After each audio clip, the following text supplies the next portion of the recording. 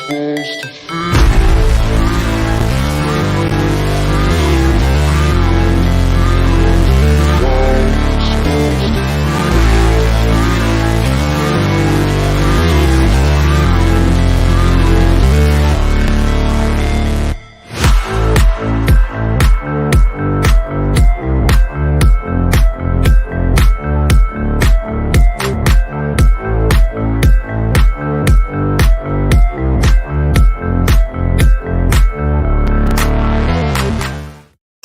Yo, yo, yo, what is happening? Welcome to the NS9 Postgame Show. I am your host, Jim. Joining me tonight is Doug. And What's when up, Doug guys? is on the show, it means one thing happened, Doug. It means the Pirates won. We got another win, right? We got another W. win. Got It was a a W. nice win, too. First place American League team. They running out a starting pitcher with a 1.69 ERA. They're scoring a ton of runs, and Luis Ortiz just dealt. I think you said it on Starbucks this morning. He's going to have the best start of his, the season, and then get sent out. So, Yeah. Oh man, a lot of good stuff to talk about today. But yeah, I mean, you hit the nail on the head there. The Rangers came into today 29-17 on an absolute tear. Their offense has been just crushing the ball lately. Pirates offense kind of skidding here as of late, to put it nicely. We gave up that first run. I was scared.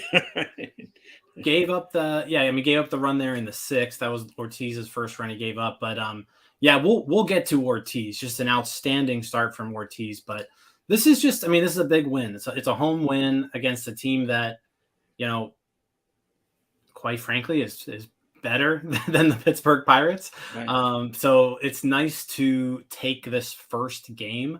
And now, your goal now is to split these last two, and then you can take this series against the Rangers. So excellent first game of the series. Let's start with, let's go ahead. Who do you guys think is the player of the game? I'm going to go ahead and say, I think the player of the game, there's two people you could go with, but right.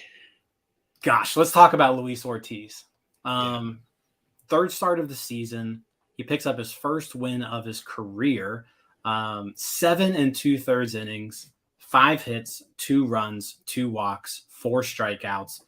The efficiency was outstanding. He mixed in 4 different pitches. Like, he didn't just heavily lean on one. Like, he was mixing and he was pitching tonight. Just an outstanding start from Luis Ortiz. He did, by the way, before we kind of get into a start, only 3 Pirates rookie pitchers have done what Luis Ortiz has done since 2010.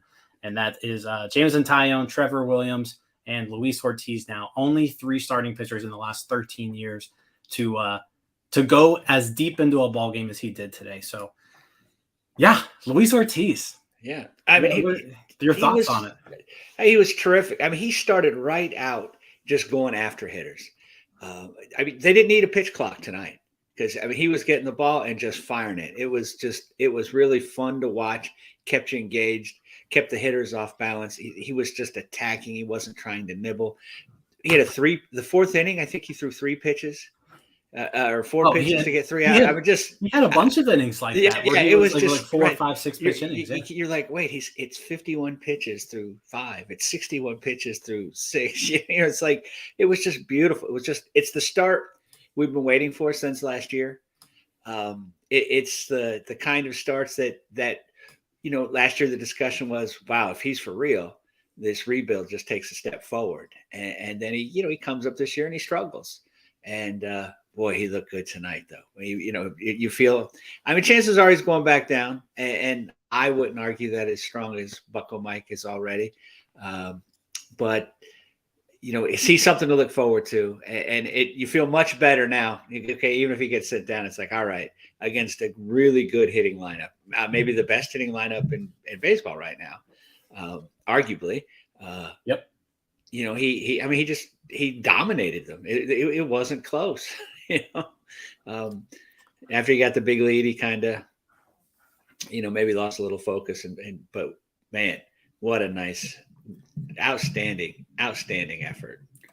Yeah, I think I think what ended up happening, like once he found out that once he kind of realized that the complete game was within reach, like you could tell he just kind of started overthrowing and got himself into a little bit of problems there in the 8th inning. But yeah, nonetheless, excellent start. And I want to talk about the pitch mix because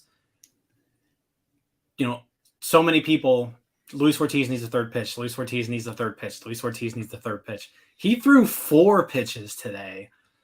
More than 16 times, like he threw 4 different pitches more than 16 times a piece. 32 4-seam fastballs today, 27 sliders, 18 sinkers, 16 changeups. I want to talk about the changeup in particular. He threw 16 of them. There was a 40% whiff rate on his changeups today. 10 swings, and 4 of those generated swings and misses.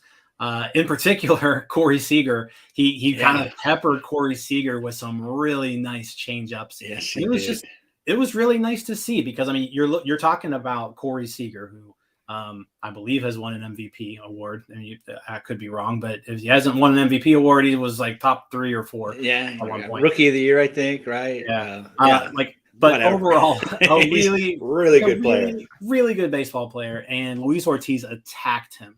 And that first inning, where the first at bat with Seager, he hit him with that changeup for strike 2, and then got him swinging with the changeup for strike 3. Just outstanding pitches, and that's honestly, like, the results were impressive tonight. 7 2/3, 2 innings, impressive results. But seeing him mix in all 4 pitches tonight was just really cool to see. Yeah, it was. I think you probably have to give a little credit to Hedges for the game he called. It definitely seemed to guide him into a again just a phenomenal start. I mean, Ortiz executed it. It doesn't matter how great a game you're calling. If the guy, he was making his pitches, and he kept that lineup off balance.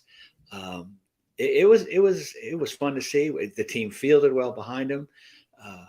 I just want to give a little shout out to Marcano. I'm starting to get comfortable with him. Yeah. I know we're going to get to him later, but just as a shortstop, now his arm isn't very good, but he's fielding, he's making the plays, and that's all we really need at this point. And I mean, actually, obviously, he's hitting a little, but I'm starting to understand Charrington's fascination with Tucupita Marcano.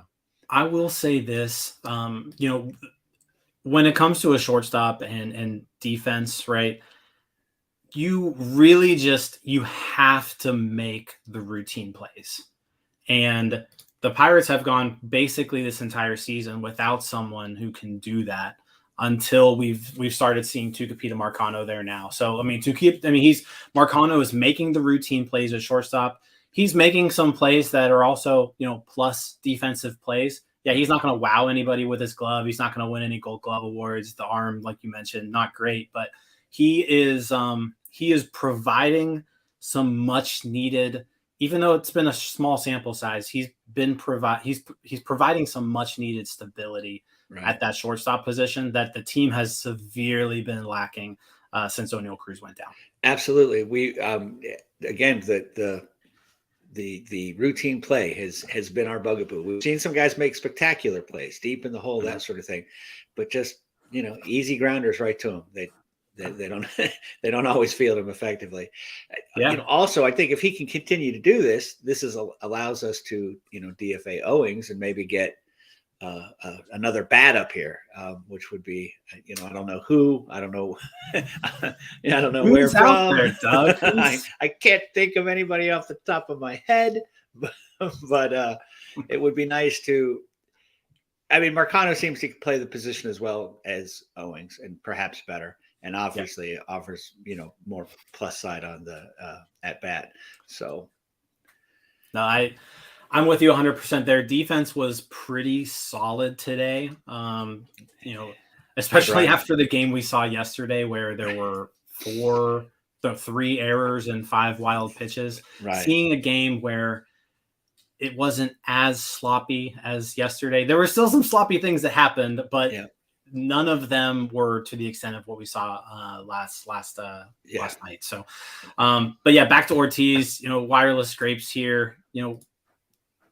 Asks, would a 6-man rotation be worthwhile? I mean, because we are going to have to figure out now. Okay, like Vince Velasquez is probably ready to rejoin this rotation. What does that mean?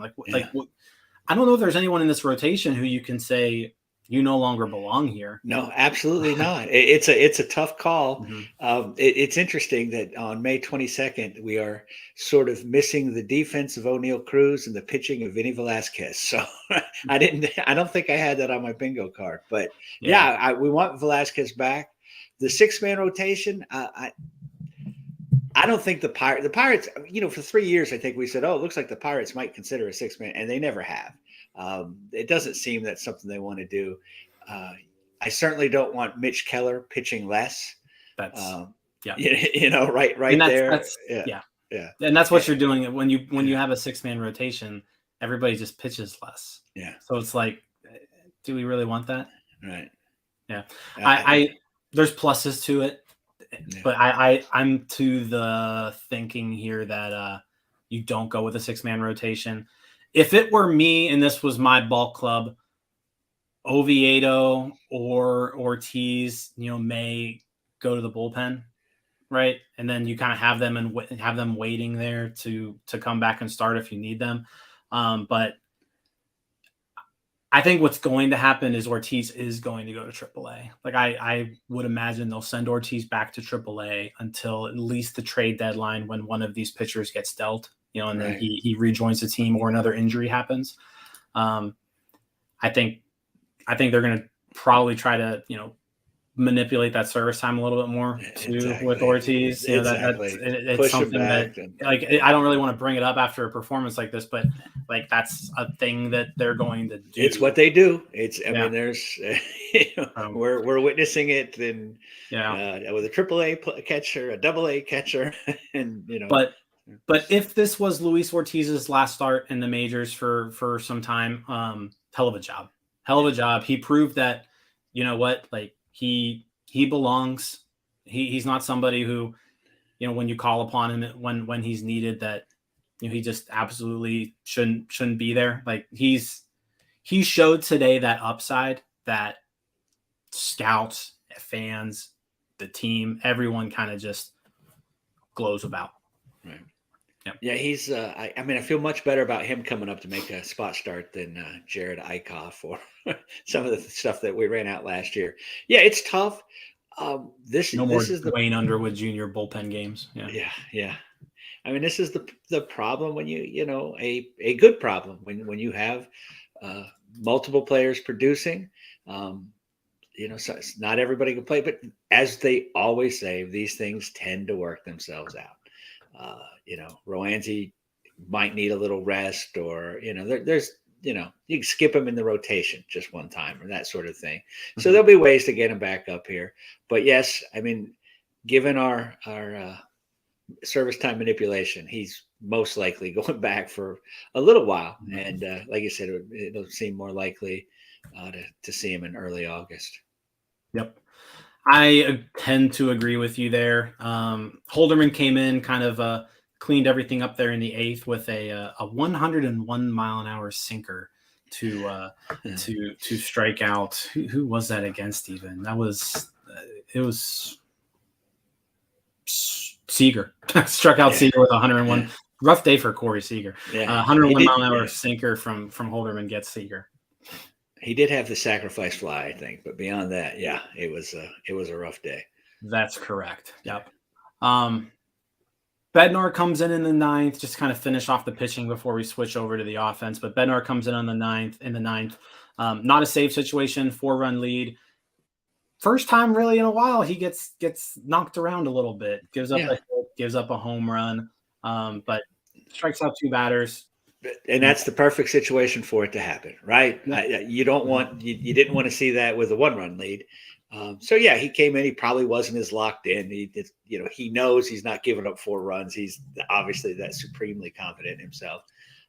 He's just right. It's not a save situation, and that seems to have plagued closers since they've invented closers. If it's not a save situation, they're just not, as hyped up or focused or what have you.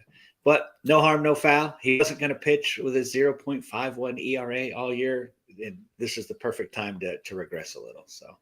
Yeah, and I saw some people on Twitter saying, bullpen mismanagement again. Bednar shouldn't have been in the game. And like, guys, I get that, but at the same time, it's May 22nd. David Bednar's pitched 4 games this month. Like, right. You have to you have to put him right. into the game at some point. Like, you don't want the performance we got from him tomorrow in a 1-run game. Right. He needs to, we got to keep him somewhat sharp. I mean, he can't just sit there for 2 weeks at a time when we keep losing 2-1 or 10-1, whatever. So, I mean, every single team, every single fan base can complain about bullpen management every single game. And before the Grand Slam, I'm like, oh no. He's going to have to decide. It's 2-1, and he's going to have to decide to does he bring out Ortiz, or does he, all this sort of stuff. And no matter what he does, people weren't, half the people weren't going to be happy. So I try not to get too worked up about that. That there's, when it works, you're brilliant. When it doesn't, you're an idiot. So yeah. Let's shift over to the offense. Andrew McCutchen leads off the game today with his 1,500th hit as a Pittsburgh Pirate. Is that meaningful to you in any way? It's not really. I mean, it's nice still significant, number. Right? Yeah. It's nice. We'll be happier when he gets his 2,000th total hit, which I think he now 14 or 15 away from. I mean, look, he's been the best Pirate of this century. I mean, yep. so every little thing. But I do love the analytics. I love all this stuff. But I kind of get tired with the most hits ever for a Pirate on a Tuesday in May. It's okay. It's let's get back to the little bit larger, rounder, more significant numbers.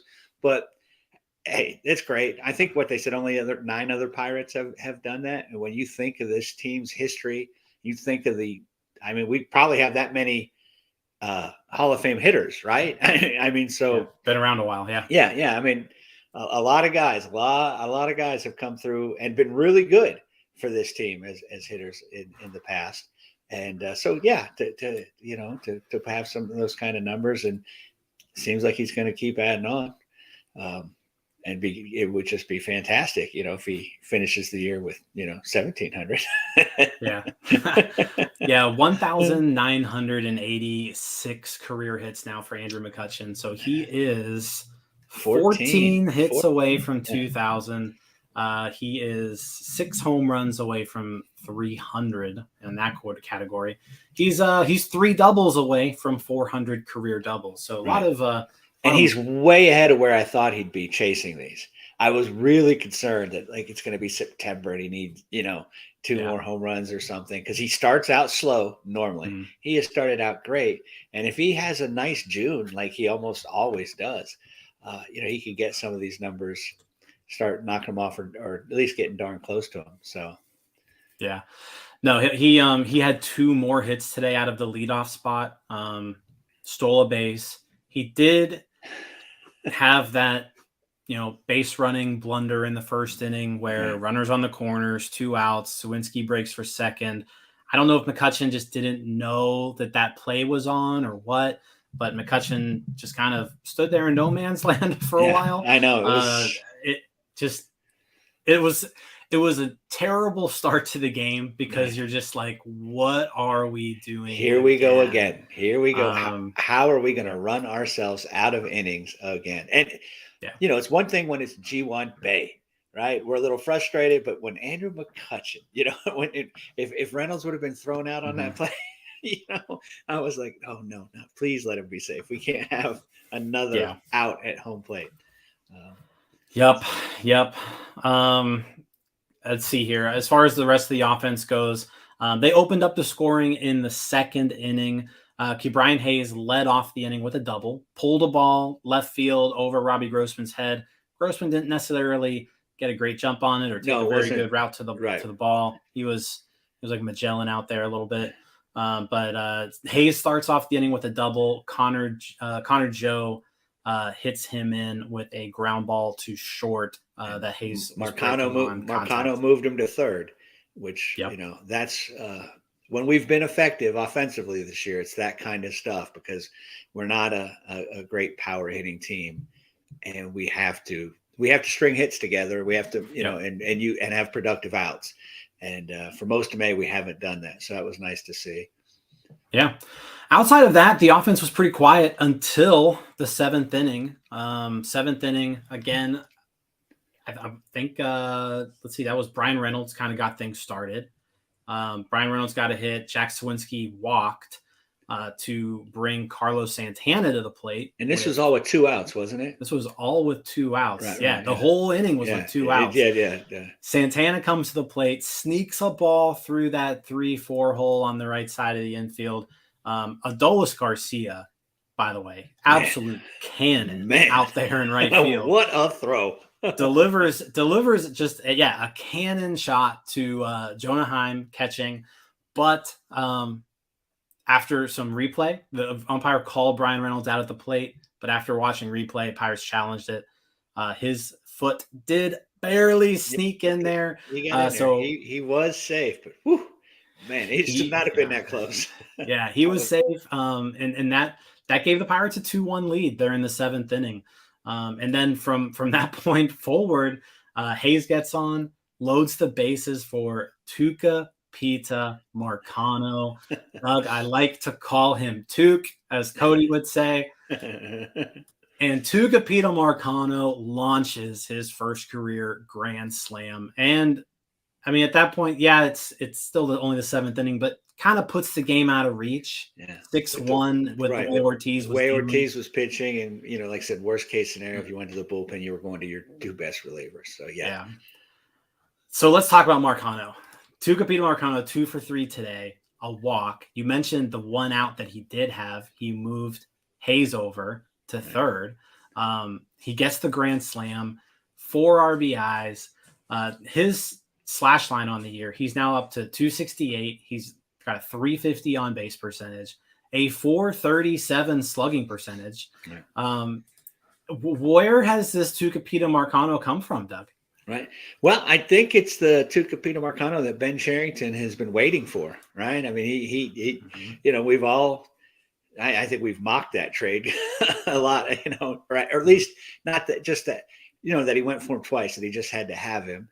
Right. He's still so young. I remember when we first traded for him, and I didn't realize he barely had any time in the minors, let alone the little stint he had in the majors with the Padres. Yep. The kid needed some at bats, and it looks like he definitely plays the game the right way. He seems like he's real focused. He has a good head on his shoulders. He makes the right play. He's not going to be that guy that tries to make the crazy throw when he didn't have a chance and, throws it into the stands, that sort of thing. He's going to make the routine play, which we talked about a little early. And this team desperately needs that. And now with the bat, I mean, again, he's a good base runner and, can seem to handle the bat pretty well. So I don't know if he's going to keep up with, doing it quite as well but if he can still, wrap some doubles down the line, I'll take grand slams as bonuses. He's playing well. He's solidified that middle infield a little bit, and man, we have needed that because we're just giving away bases. Yep. I think the thing that I want to talk about with Marcano more than anything, just seeing the difference, right? And you mentioned the age, right? So if you're not kind of aware of Tuca Pita Marcano and his time with the Padres, he was called up at 21 years old, straight from low A. Like he was from A ball. He never played high A. He never played double A. He never played triple A. He goes from A ball to the Padres opening day roster, basically in 2021 as a 21-year-old. He gets a little bit of playing time there before he gets sent to AAA. But yeah, the Padres clearly liked him enough to be like, hey, we trust you on our major league roster. And this is when the Padres really started trying too. Yeah, they were spending money. Yeah, they had Tucupita Marcano on their 26-man roster. Right. So this was not a tryout situation, right? Right. Yeah. This was it was like we need somebody, and you're it. And the thing with Marcano throughout the course of his minor league career, throughout the course of his major league career, really good contact rate. Right, and he doesn't strike out. He works counts. He gets on base. He walks a decent amount. Just a good approach, right? The issue with Marcano and something that you may expect from a 21, 22-year-old is he just didn't hit the ball that hard when he put the ball in play. Yeah. Just some quick StatCast numbers here. Going into this year, his average exit velocity was 84.7 in 2022. This year, going into today, it was 90.2. So that's about a 7% increase on your average exit velocity year over year. His ball that he hit today was 104.4 miles per hour, 419 feet. He got all of that. Yeah. That, right. Yeah. That was not a cheap one. Right. I mean, that was a legit, it was only a home run here or there. No. Yeah. So it's really nice to see him. I don't know if this is necessarily turning a corner, but he looks like he belongs at least in the major leagues. You're not seeing non-competitive at bats from Tucupita Marcano, and you are now seeing him hitting the ball harder this year than we've seen him hit the ball in the past. He looks like a guy that can contribute to a good team, right? I mean, you get Cruz back, he can give Cruz a day off here or there, and you're not like, oh geez, what's gonna, how bad will this go? He can play a little second, play a little whatever. And again, it seems like when you need a productive at bat, you can bring him in. Yes, you did call him a fringe. Was that me? Was that me? Did I say that? It may have been you. I can't remember. I feel safe saying that about all of us at one point or another has said, what's the deal with Marcano? Why is he on this roster? So here's the thing. When you're on video talking about the Pirates every day, you got to have a short memory. Right, yeah. You got to say one thing and then you just forget you said it. You got to be a cornerback or a closer, right? You give up this one, it's all right. No, but he's really impressive so far for Marcano. His weighted runs created plus on the year up to 117, by the way, after today's outing. So lots of good stuff. Who else do you want to talk about? Carlos Santana. He's not hitting home runs. It's still, man, I just like the way he plays. He has a good at bat. The intensity. I mean, it's just, like 37 years old, just hustling, stealing a base. I mean, I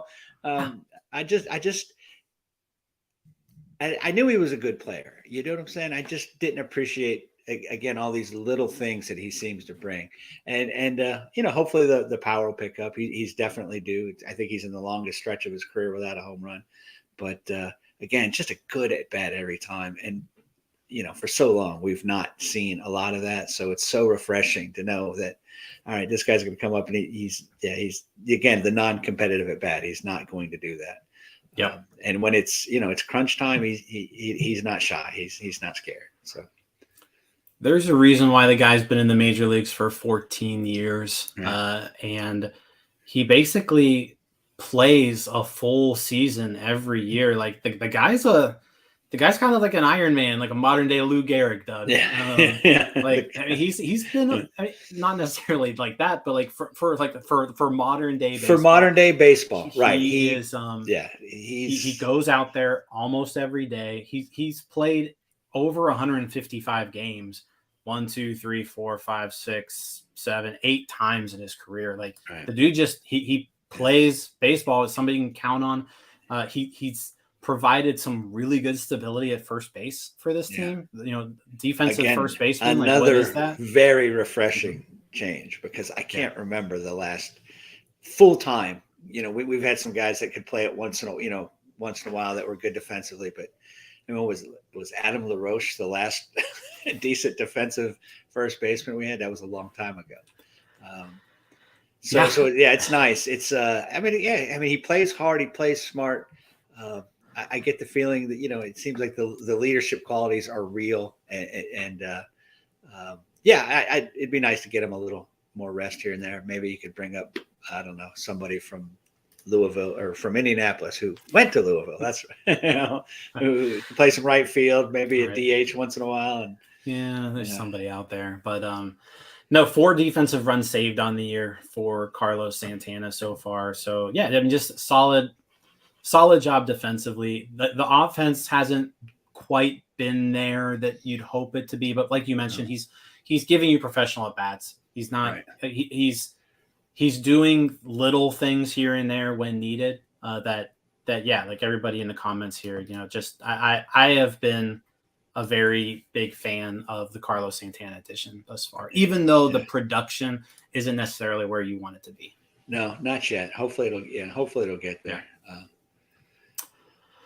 All right. Well, Doug, that's 31 minutes, but hey, you know what? This was a good game. 6-4 win over the Rangers. Anything else you want to talk about before we kind of wrap things up here? No, it's a great start to the week. Like I said, now all we have to do is split. Maybe Rich Hill can pitch as well as he did last week, and we can get another one. It'd be nice to see, a nice little stretch of some run scoring. So I'm with you there. Another tough matchup tomorrow too. Nathan Eovaldi on the mound for the Rangers, and he has been outstanding this year. Right. Rich Hill coming off his best start as a Pirate. 6 scoreless innings against the Tigers. So I'm interested to see how tomorrow goes. Again, would be really nice to take this series. Rodriguez, Gallen, Dunning. Why not put Eovaldi on there as well, right? We giant killers. Yeah, giant killers is who we are. Yeah, come on. Where's Verlander and Scherzer? We're ready. Bring them on. We play the Mets soon, I think. So, I think we do. Yeah, it was a fun game. It was close. It was tense. Mm-hmm. It was great, and Ortiz was just phenomenal. The offense came alive. Again, 2 outs hitting, which we strung some hits together, got the big hit. No complaints. It was again, we did some of our base path magic on, but all in all, pretty clean game. And, I'll be back here tomorrow. So let's do another one. Doug's back for another win, hopefully. Good execution today by the Buccos. Again, they win 6-4. They are 25-22 on the season. Milwaukee is getting murdered right now, 10-1. So most likely you're looking at another tie for first place by the night. And let's see how long we can keep this going. The Pirates are if it's not the journey, it's the destination, right? If you'd have told anybody at the beginning of the season we'd be 3 games over and tied for first place on May 22nd, we'd all think that's wonderful. That would be great. Every one of us would have taken that and been happy as can be. But the way we got there, going from 20-8 to 20, what is it, 24 and 21, 25? I don't know. But it's we're Pirates fans, man. We got it rough. Even when we got it better than we thought we would, we've got it rough. Absolutely. All right, guys. Thank you so much for hopping in. Thank you, everybody, for all the comments while we were on here.